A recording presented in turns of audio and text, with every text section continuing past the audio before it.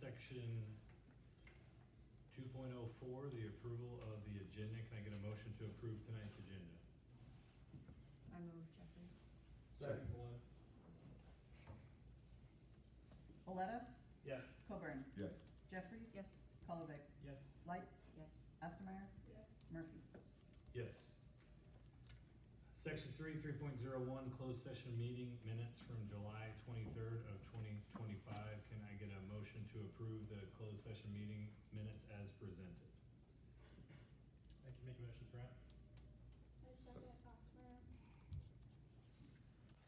Ostermeyer? Yes. Boletta? Yes. Coburn? Yes. Jeffries? Yes. Kolovic? Yes. Light? Yes. Murphy? Yes.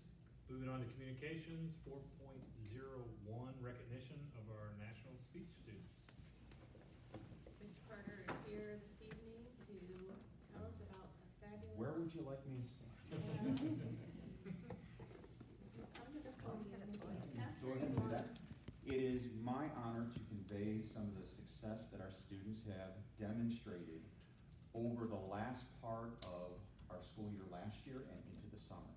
So in May, I had 2 competitors advance to the National Individual Events Tournaments of Champions that was held in Liberty, Missouri. And there were 182 schools present. I don't know how many people because they brought that down right after we left, so I have no idea. But out of those people, I had 2 people qualify for the tournament, and that was Mackenzie Jones and Miriam Hafiz. And they were able to compete for our school. They competed in expository speaking and impromptu speaking for Miriam. And then Mackenzie competed in original oratory and also in impromptu. But I told her she had to show off part of her hardware because out of 297 champions, she took 3rd and also earned a $250 scholarship anywhere she wants to go after she graduates, and if she can do it again this year, it just compounds. So why don't you show off part of the hardware, and ladies, you should stand up. For your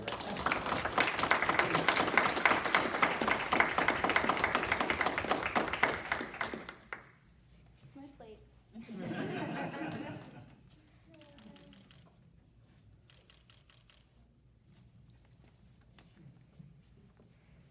And then in June, I had 2 individuals qualify for the national tournament, where only 2 people from every event can qualify out of our district, and our district comprises about 56 schools.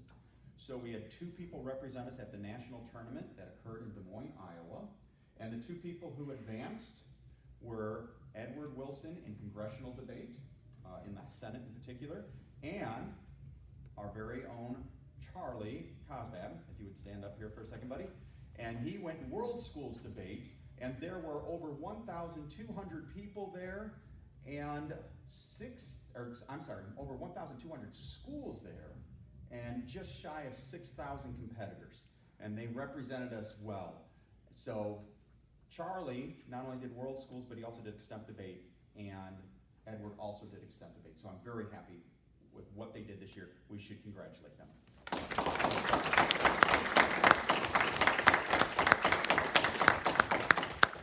There we go. So the board has certificates for you, so we're going to pass those out and have you come up here to take a picture with the board. You get more hardware. So we'll have you guys come up, and then was someone here to accept for Edward? His dad was supposed to be here, but Okay. I did Okay. not see him come in. That's fine. Edward is in the military, so he is still at basic, so he is not allowed to come. Okay. So, John, Mary Ann, and Mackenzie. And so we'll have you turn and face Mr. Fry, and we'll stand behind you.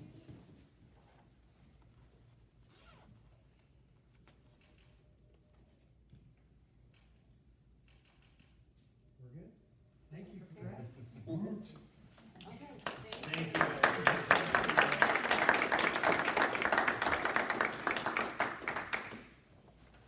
So this is the part where we will say that you are more than glad to spend the rest of the meeting with us, but if you would like to leave at this point, please feel free to do so.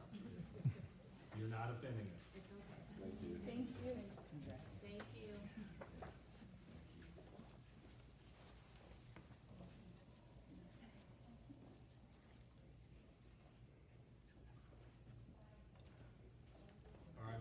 section 5, consent agenda topics.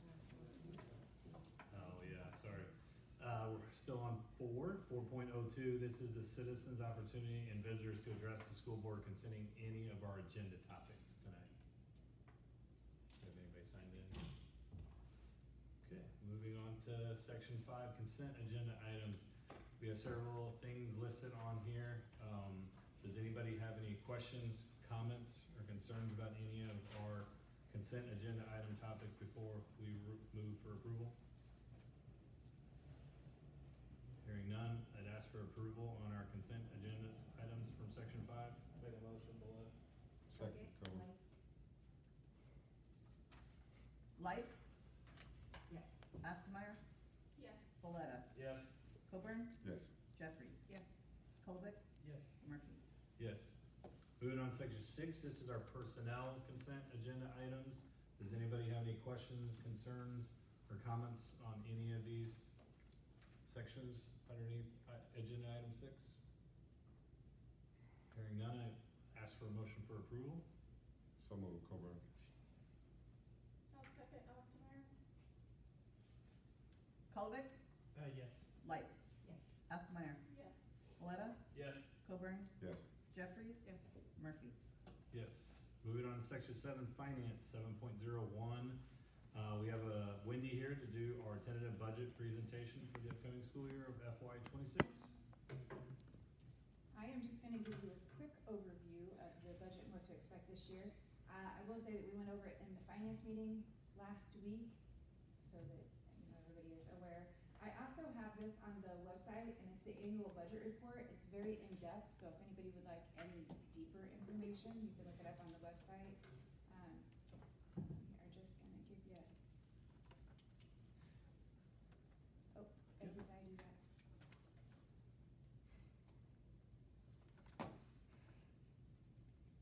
There we go. Okay, so we're gonna talk about the revenue funds first. This is major revenues that come into the district. 68% of most of our revenues go into the education fund. Very little goes into operations, transportation. All other funds would be your bonds, health, life, safety, oh my goodness, getting here right now, capital outlay. So 53 million of revenue goes into the education fund. This is only 2% higher than it was last year. We kept it very low this year for a couple of different reasons. First of all, we moved from tier 1 to tier 2, so our EBF funding is a lot lower than we were expecting. On top of that, there was also lower funding statewide for EBF. Federal funding is held stagnant, so it's not moving. You're gonna see when we go over expenses, expenses are still increasing while revenues are pretty well staying stagnant. So this is going to become a problem within the next few years. These are the major expenses in each fund, or in each fund's major expenses.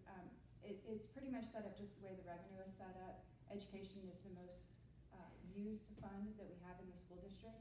In the education fund, it's mainly salaries, benefits, tuition, special education tuition, that kind of stuff. Operations and maintenance is your building and maintenance. So it's your building maintenance salaries, your supplies for building and maintenance, transportation is of course your buses, and your bus monitors and bus aids. All other, again, is just the restricted funds that we can't use for anything else, and so we kind of keep that separate. The major object expenses, this is just showing you that most of our budget, 61% of our budget is spent on salaries and benefits. So the bulk of our budget is salaries and benefits. We have a little bit of purchase service, a little bit of supplies. Capital outlay is our building projects. And then other objects, that is mainly like our tuition. So special ed tuition, room and board, which costs us about $3 million a year. Bonds come out of there. But most of our expenses in the entire budget is from salaries and benefits. We're only gonna go through 3 funds. We're gonna go through education, transportation, operations, and maintenance. The rest we're just kind of going to go over fund balances. Those are the 3 funds that are the most important in the school district. So the education fund, we receive 69% of our revenue from local funds. That's tax levy, that's student fees, that's corporate personal property replacement taxes. 71% of that 69% is from property taxes. So that is most of our funding. State funding, the 24%, that is our EBF funding. That is where we are starting to decline because we went from tier 1 to tier 2, so we have lower funding. And federal state stagnant, so that is your IDEA, Title I, Title II, Title IV. So that is pretty much where our revenues for the school district come from. Again, salaries and benefits for the education fund is 77%. So that is most of our education fund. We have purchase service, supplies, other expenses would be our special education tuition that I was telling you about, that was the $3 million. So that is most of our other expenses in the education fund. So you can see that most of that fund is still salaries and benefits. This is going to be our fund balance from last year to this year. As you can see, the revenue did not increase that much, but the expenses are definitely catching up with the revenue. We do expect to have about $270,000 left after this year, is what we are hoping. Operations and maintenance, 99% of our funds come from local funds in operations and maintenance. So that is levy only. That is levy only funded. The 1% is $35,000 from corporate personal property tax that we have to put into that fund. On the right-hand side, you can see the revenue from last year versus the revenue from this year. The gray on top is the bond that we received, the $1.6 million that we moved through the funds last year. So it shows that we have a 14% decrease when in actual numbers, we actually have an 8% increase in revenue. This is operations and maintenance expenditures. Again, 51% is salaries and benefits, and then 29% is supplies. So those are the two main things that we are paying out of these funds, out of this fund. This is not for our projects. This is for utilities. This is for our maintenance and our custodians.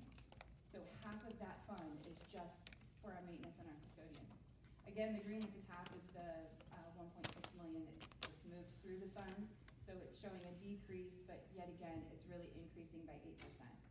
So we had an 8% increase in revenue and an 8% increase in expenses. Fund balance is going to stay steady. We're going to have about $25,000 left over after this year from revenue versus expenses. Transportation revenue. We get 54% from tax levy, 46% from state. Now this number is not how it usually looks because state is really high this year, and that is because we bought 19 buses last year. So when we bought those 19 buses, we get to depreciate those on our schedule. So we get an additional $450,000 a year from the state from depreciating those buses.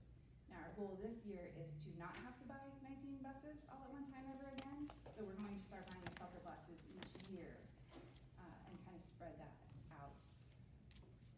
Expenditures, again, 66% of transportation is salaries and benefits. Other expenses is where the buses are. Supplies is your gas that you're using. The black on the left is the buses that we bought, the 19 buses, and on the right, you're going to see Mark here in a little bit. He's going to request 2 more buses. So that is also a bus purchase there on the right. Transportation fund balance, again, it's pretty much the same money in, money out. There's about $25,000 left over after. Then we're going to go to debt service. Debt service is your bonds. We apply for the bonds. PMA helps us do our bonds. They submit how much money we're going to have to pay in bonds to the county clerk. County clerk puts it on our tax levy. We get that money and then we pay it out. It is literally just money in, money out. Municipal retirement, Social Security. This fund is something that we're going to have to look at within the next year or two. We've been paying this fund down for the last couple of years. This year we're going to run about negative $350,000. We do that because the money that is sitting in that account we can't use for anything else. We can only use it for our retirement and Social Security. So as we use that, we'll pay it down, and then not this year, but next year we're going to have to redo our levy so that we can level that out and we stop showing such a negative in there. Capital projects, this is where we're paying our projects out. This is where we're kind of running into some trouble. This is where we have the 416 projects that need to be completed, and we get $5 million a year. So last year we had the 1.6 that we didn't spend from the bond that was put into this fund that we are going to pay out this year. We also have $400,000 in outstanding vendors that we hadn't paid from last year that's going to get paid in this year. So it looks like we have about a $2.1 million negative balance coming out, when in all reality, it's just from last year. You can see the red revenue is higher than the expenses last year. This year it's the opposite. Working cash, again, that was the bond in and out. We're only getting revenue this year, and that is interest, from interest income. That's it. Nothing getting paid out. And finally, we have HLS, or Fire Prevention and Safety. So last year we paid cameras out of it. This year we have a couple projects that we're kind of thinking about paying out of it. It is a very hard fund to have to use because you have to have it approved by the ROE, by the State Board of Education, by your architect. So we have it in there in case we can spend it, but we're not going to promise that we will spend this. So that is kind of a quick overview of everything. I know that was quick, and seriously, if you have any questions, I will answer anything you need, but also this is going to be online, so anything you want to look up, you can. And if you read it and have any questions, you can always call me. Okay? Thank you.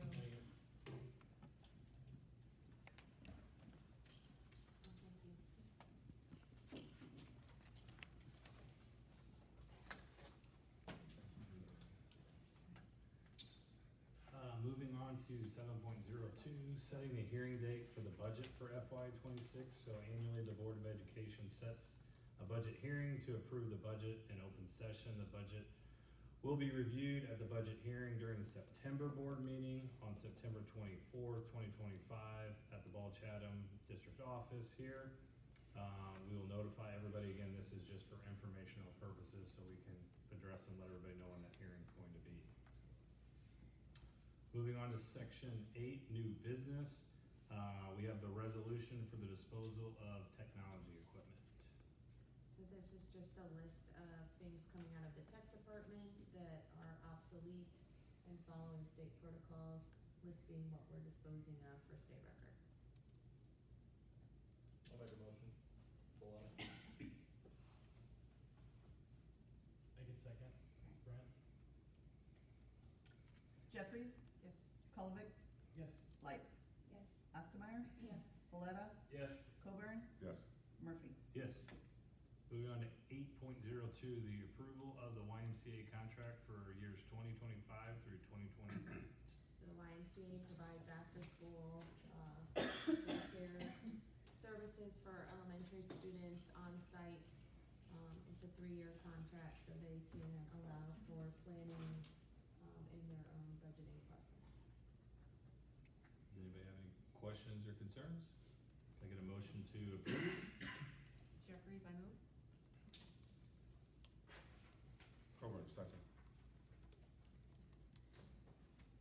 Coburn, Yes. Jeffries, Yes. Colovic, Yes. Light, Yes. Ostermeyer, Yes. Boletta, Yes. Murphy. Yes. Moving on to section 8.03, approval of out-of-state travel for the speech and debate team. So after we've just heard the great success of our students from Mr. Carter, so the December one is a guaranteed travel date. The second and third one are if students qualify, just running that through now, so we're not doing it at the last minute if qualification occurs. When qualification. When, yes. Does anybody have any questions or concerns? Get a motion to approve? I'll motion, Ostermeyer. I'll second, Light. Boletta, Yes. Coburn, Yes. Jeffries, Yes. Colovic, Yes. Light, Yes. Ostermeyer, Yes. Murphy. Yes. Moving on to section 8.04, the approval of the GHS Girls Wrestling Co-op. We have Caitlin here with us tonight. You're welcome. I also have Coach Strawby back there. He was our girls' coach last season. I'm here to request the approval of the creation of a girls' wrestling co-op with Auburn and Pawnee. The reason why it's Auburn and Pawnee, they are already a co-op for boys wrestling, so it kind of just fits naturally with all 3 schools. As you may know, girls' wrestling is one of the fastest growing sports in our nation, especially in Illinois. Just in my time here, this is starting my 4th year, we went from 1 girl, Jenna Texhorn, on our roster. She's now a senior, and we have 7 this year. And partly why we want to do a co-op, it's you have 14 weight classes. Now that we're at to a point where we're almost to half, we are to half, to get into more tournaments, being labeled as a team with 10 plus wrestlers gets us more opportunities to compete in bigger invites. We're already paying the team fees as it is. With just our 4 last year, and we were taking, I think we got second one tournament, third one tournament. We're beating larger teams with just 4 girls. So we feel that this is important to expand our opportunities for our female wrestlers. They're going to have the same access to scheduling as their male counterparts, their coaching, any sort of athletic competition. We're now trying to level the playing field for our female wrestlers. If you've been to a female wrestling, if you went to state last year, we had two kids at state. Jenna took 3rd, should have won. We'll protest that one. Should have won. But we want to make sure that these kids aren't left behind.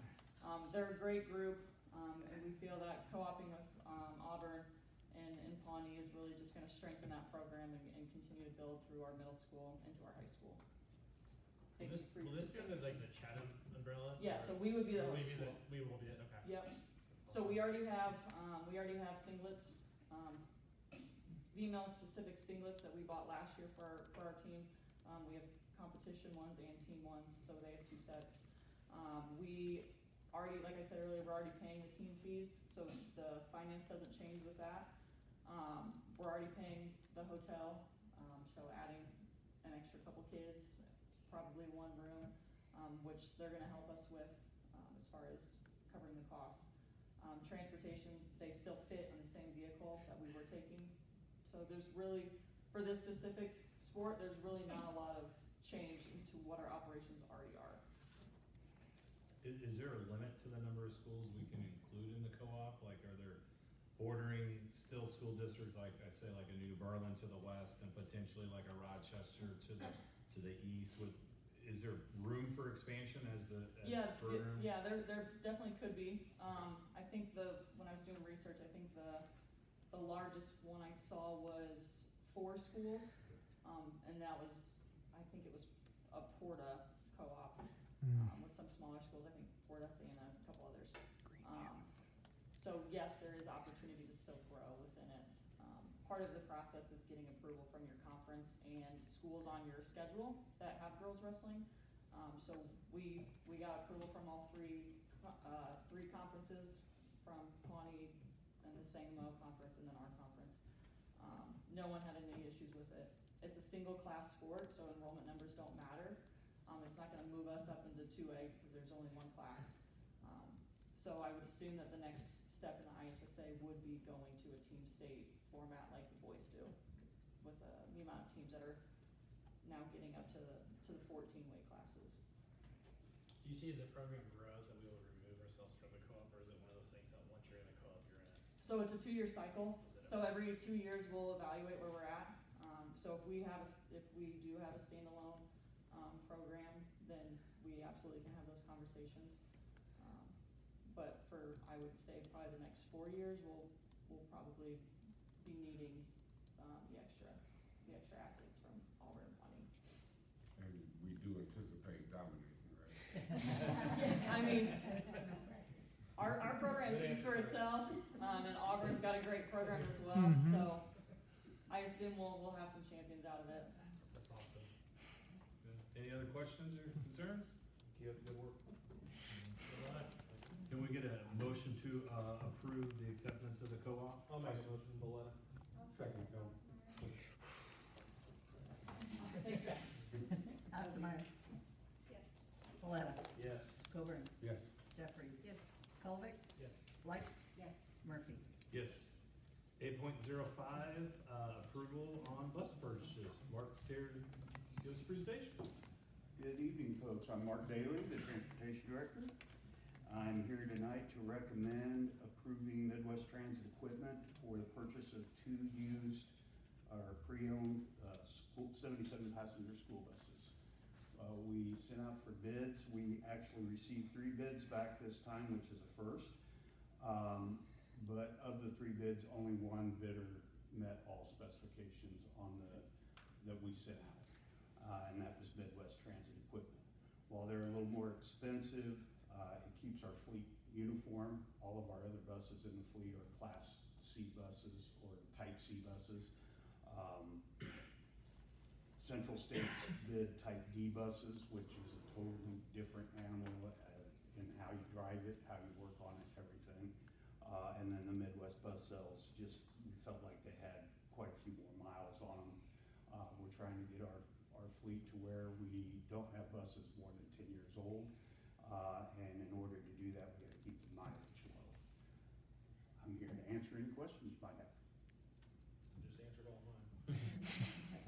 Mark, the most recent purchases that we did of the 19 last year, that was through Midwest as well, correct? Midwest Transit Equipment, Okay, yes. yeah, so just there's some familiarity in the quality that we're getting at that point in time. Absolutely. When we only have one person that responds that meets the RFP requirements, how big of a range, like, do we expand that out to? I'm just curious, because I know, like, we have brought this up with the concrete stuff and the facilities, like. So there's three major players in school buses. It's Okay. Thomas School Buses, which is Midwest Bus Sales out of Litchfield. There's International Buses, which is Midwest Transit Equipment out of Kankakee, Illinois, and then there's Central States. Central States is a Bluebird manufacturer. They're the ones that bid the Type D buses. So I basically sent out the bids and notified all of the big players that we were bidding equipment. Just curious. Any other questions? Questions or concerns? Can I get a motion to approve the acceptance of the bid as presented? I'll make a motion for that. I second Jeffries. Light, Yes.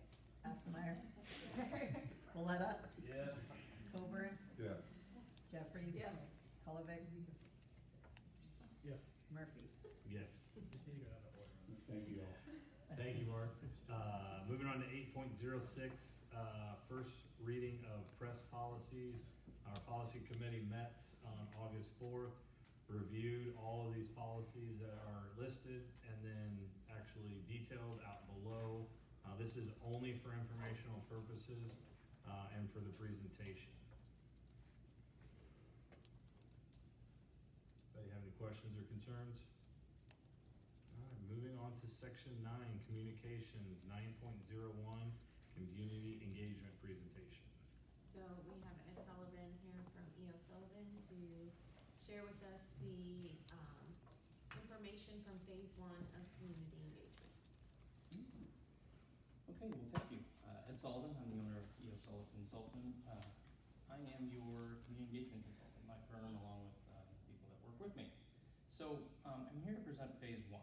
So how our program works is we have 4 phases.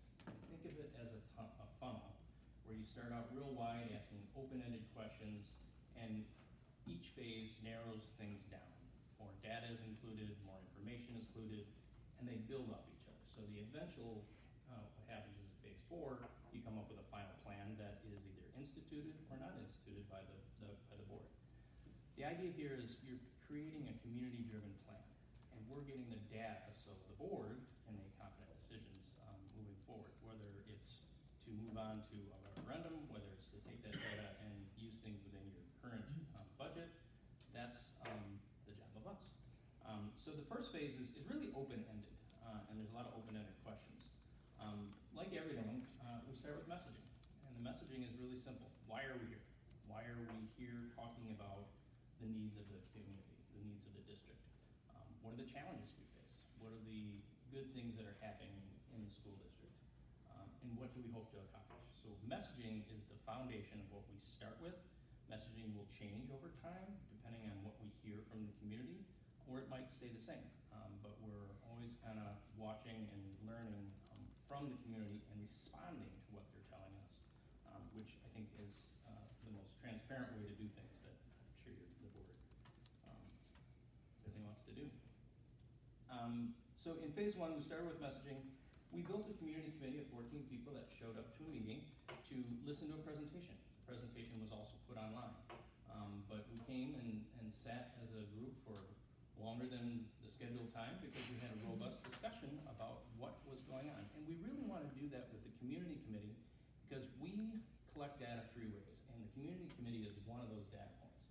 The data point being they're the informed group. They're the group that we get to sit and talk a little bit more, get to elicit some more responses, and they get to ask a little bit more questions than maybe a public forum where you don't have as much time or people that are as engaged.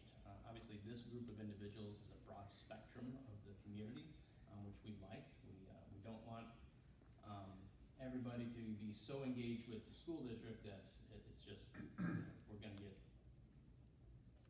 uneven responses, if you will. And so we ask for multiple people throughout the community. We also did an online presentation. So sending out emails, sending to people online to say, hey, here's the same presentation that the community committee saw, and you can see the presentation results up there. Overall, we received 210 responses between the two, which is a good data sample. I should tell you that these responses that you're seeing up there, we bucketed them into types of responses. There was not a drop-down menu for people to choose and say, well, yeah, I want that or that. These are canned from the heart responses of what people were thinking.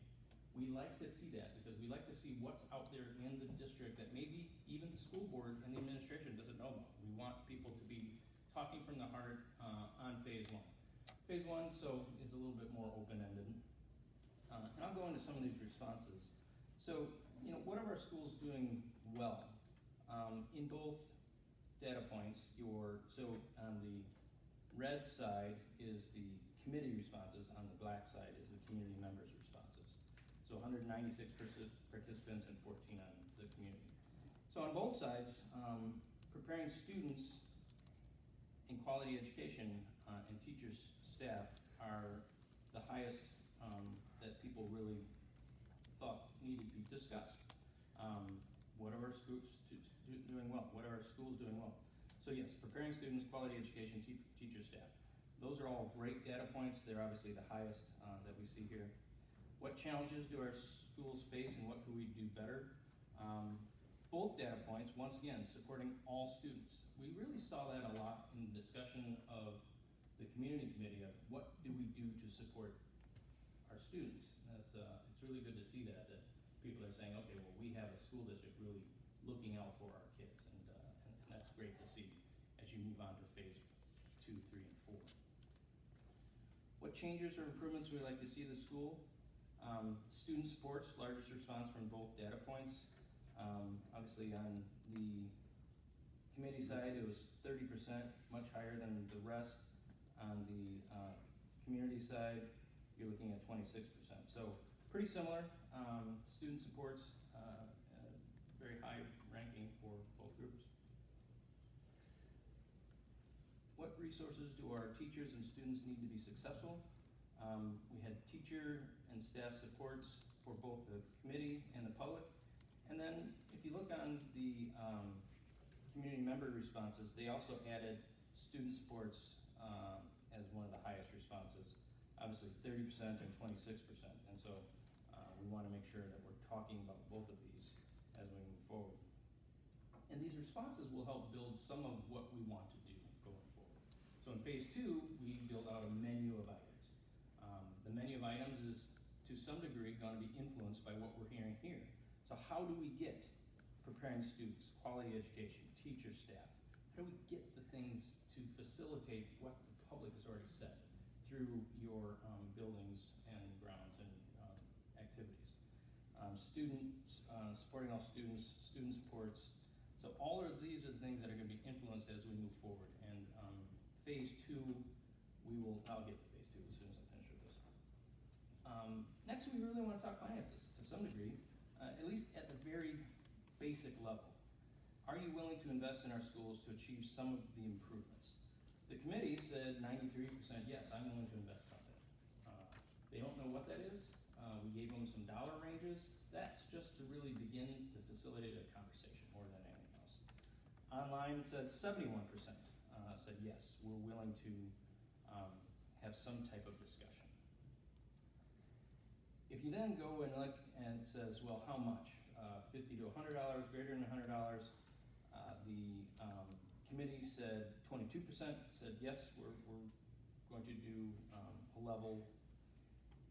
But then if you look at the public, the data that jumps out is 68%. Now that might look like, ooh, do we hold, or what's going on with that? We expect that. We actually expect it, and the difference between the two is this, how we look at this data. You're not giving them detail like, we're gonna build this school, or we're gonna expand this playground, or do drop-offs and pickups and change things out, and an exact dollar amount.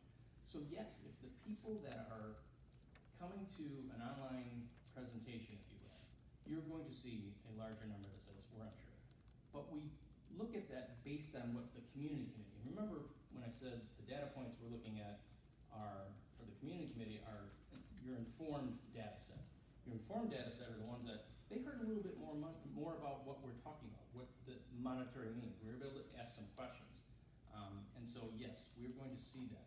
Now, if any of these came in negative, like, no, we don't want to give a dollar amount, or no, we're not going to give a dollar amount, that would then make us pause, have a discussion with the administration, potentially with you guys, the board, to say, okay, well, we can move forward, we have to address this stuff.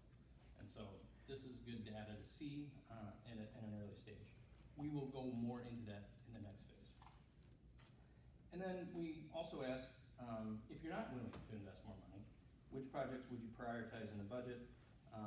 And you can obviously see some of the things that people have said: safe, welcoming environment, students. So you see some of the areas where people are thinking about. We ask that because, the district can take this information and use it in your regular budget. Let's say you build out a plan and you do go over a plan. You now have a lot of information that might not jive with what you're working on in a potential referendum, but you still have the data. And so it's good to see that at an early stage. You obviously all have the raw data, the raw questions, not congregated into or aggregated into buckets like this. So next steps, late September, early October, I think we might have worked on some dates. We're gonna have another community committee meeting. We're gonna have 4 public forums. What we will do is we will come up with a menu of projects. Usually what we like to do is we like to take 10 areas of projects and give the pros and cons of those projects, what it means if there's advantages to doing these and there's disadvantages to doing this. We also give a dollar amount, and we also give a funding source. And so phase 2, the community committee and the public will have greater information to start really narrowing down what is a community-driven plan. And so that's really the job next session. So as I said, community committee will have at least 1. We'll have 4 public forums, different days, different times. 1 will be online. So the idea here being that you will give the most options for the most people to participate. Community-driven plan is making sure we get to the community. And so we'll work with the administration on how we advertise that and get that out so people know about it. The community committee is one where we also pick people that had a big network of people. So we also are requesting that they help drive this discussion. So that's another area where we'll be working on to get people to answer this. And then the third thing that we will do is we'll do a survey. It'll be a phone survey that'll go out to the community. That is our third bucket, our third data point. And so obviously the community committee is the informed group. The people that will come to a presentation, we consider that your passionate group. If you're gonna take time out of your day and come to an event for an hour and a half, listen to a presentation, give us your feedback, you have a little bit more passion. And so you're a little bit more, into what's happening in the school district. So we consider that the passionate. And then the last one is the survey. Think of that as your intuitive response. You don't have a lot of time. You're taking a 25-question survey over 10, 12 minutes. You are read a question, you have to answer canned answers. So we look at that as your intuitive response. But if you think about how people vote, we would love for everybody to go into the ballot box for anything that they're choosing to vote for, whether it be a referendum, a state senator, state representative, governor, senator, and know exactly what they're voting for because they've done the research. Well, that just doesn't happen. We know that. And And so we look at this as the same way, your intuitive response. This is also going out to the broader public. So if you remember, or you guys understand this, you're at 25 to 30% of the public has some connection to the school district. You have to reach that 70%, the other group. And so that's what this survey will do, is help reach that other group in your in your intuitive responses. So that's really the process, what we're doing. From there, we will come back to the board, give a more detailed presentation on what we did. And then we will go into phase 3 where we'll do it all over again, but we'll take that data and start building out actual plans, things that they can look at. You spend X amount of dollars, you get X amount of projects. A little bit more, you get a little more projects. And maybe a low, medium, high, and you get even more projects with the high. But it comes with a dollar amount. It comes with how you're going to pay for it. And then phase 4, we will then come with a final plan. Sometimes it's somewhere between the high and the medium, or the medium and the low. You don't always see like, bam, that's the one where they're at. They like these projects and they like these projects.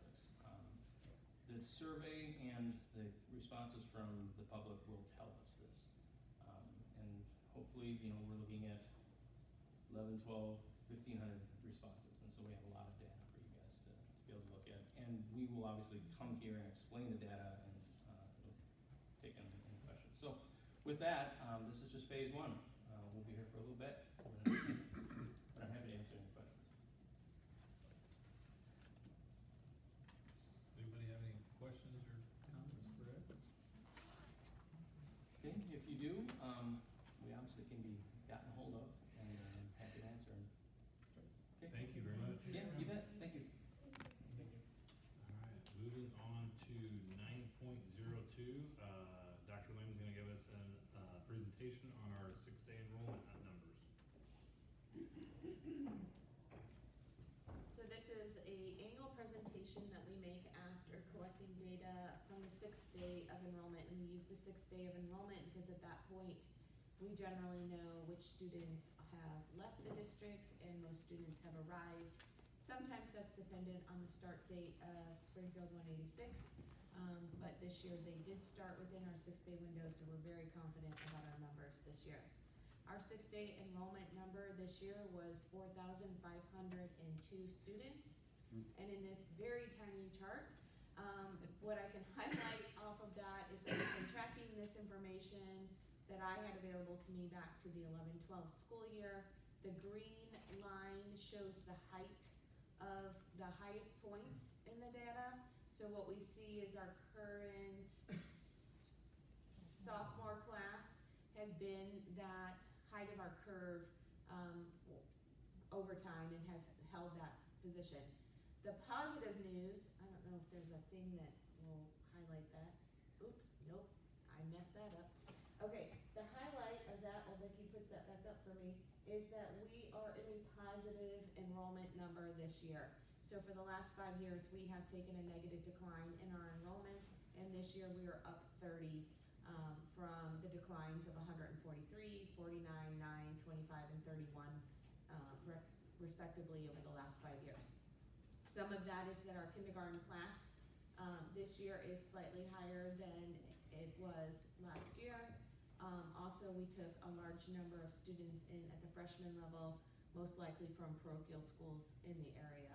So that positive, we're very happy about starting to see that positive trend in our enrollment based on the decline we have been seeing. So with that, addressing class size. Class size is continually monitored, and we make those decisions to be fiscally responsible. Looking at policy 6200. 6200 addresses class size in our elementary areas with specifics, and then provides some guidelines for grades 6 through 12. But the buildings at GIS, GMS, and GHS also allow for input from their staff to make decisions that are best for educating our students, which skews a little bit of our class size within those buildings. For example, we enroll more students into honors courses, knowing that sometimes there might be a level down from the initial starting point, or that perhaps in the social studies department, they have made a conscious decision to raise class sizes in upper grade level classes so that they can pay more attention to freshman students.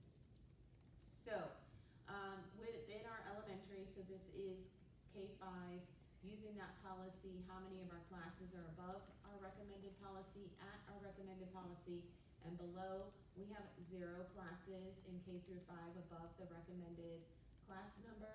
We have 2 classes at CES, 1 at GES, and 14 sections or 5 teachers at GIS that may have a section at the recommendation. Below then, all of Ball Elementary is below the recommended class sizes, 21 classes at CES, 25 classes at GES, and 129 sections, or 8 teachers who do not have classes that hit that recommendation. Looking at historical averages, then looking at how class size has changed over time, just some graphs. Kindergarten is the only place that we see an uptick in the average class size across the district. For every other grade level, our class size is declining from last year. And sometimes significantly. Trends, we still are seeing that our outgoing senior class is larger than our incoming kindergarten class. But this year we did see that uptick a little bit. But the birth rate within the county and the state overall continues to be lower. So projections are that our enrollment will more than likely decline. We do have new housing being built, but what we also know is that who is typically buying a home in our area, people are delaying marriage, they're making choices not to have children at all or as many children in their families, and so we are seeing that trend along with most of the area. I think that's it. Questions? Any questions, comments, or concerns? Okay. Moving on to section 9.03, future board meeting dates. We've got several out there, including our different committee meetings as well, again, for informational purposes.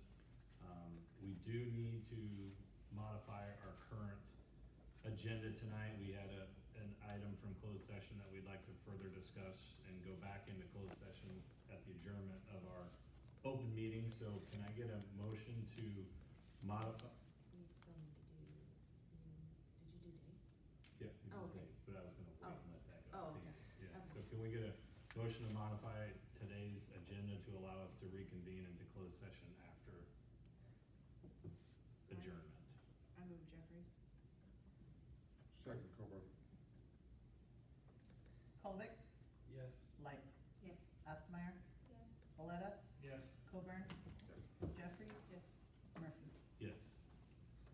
Moving on to section 9.04, citizens' opportunity for visitors to address the school board concerning any topic. Seeing none, I'm going to, okay, mine's not here. I do want to point out that we have 2 students in our audience this evening who are new to our board meetings. So we have Mahi Shankura and Rosalie Moore, who are going to be, did I say it wrong?